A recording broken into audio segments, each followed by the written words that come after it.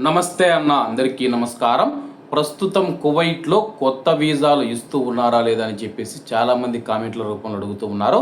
మా యొక్క visa expiry అయిపోయింది, అలాగే మేము కొత్త వీసా కోసం అప్లై చేసుకోవచ్చు అని చెప్పేసి కువైట్ అధికారులు కీలక ప్రకటన అయితే చేశారనమాట. ప్రస్తుతం కువైట్లో మనం చూసుకుంటే అన్ని వీసాలు జారీ చేస్తూ ఉన్నట్లు అధికారులు తెలియజేశారు.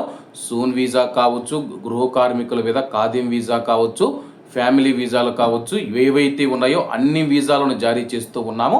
కాబట్టి కువైట్కు వచ్చే మన భారతీయులు ఎవరైతే ఉన్నారో ప్రస్తుతం కువైట్ ఎయిర్పోర్ట్ కూడా ఓపెన్ చేశారు. కాబట్టి మీ యొక్క యజమానులు లేదా మీకు వీసా తీసే వ్యక్తులను సంప్రదించి కొత్త వీసా తెప్పించుకొని, అలాగే ప్రస్తుతం ఉన్న పరిస్థితుల నేపథ్యంలో తొందరగా మెడికల్ అలాగే ఇతర పనులన్నీ పూర్తి చేసుకొని పీసీసీ కావచ్చు, ఇమిగ్రేషన్ కావచ్చు, అవన్నీ తీసుకొని మీరు డైరెక్ట్గా కువైట్కి అయితే రావచ్చు అనమాట.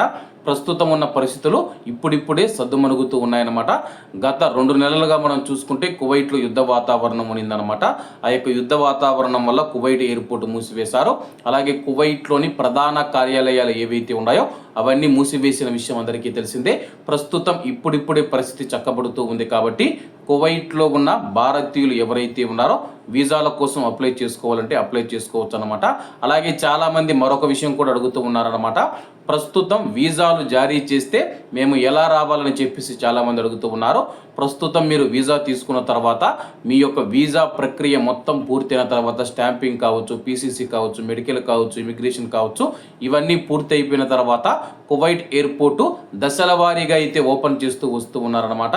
ప్రస్తుతం 10% మాత్రమే కువైట్ ఎయిర్పోర్ట్ ఓపెన్ అయ్యింది.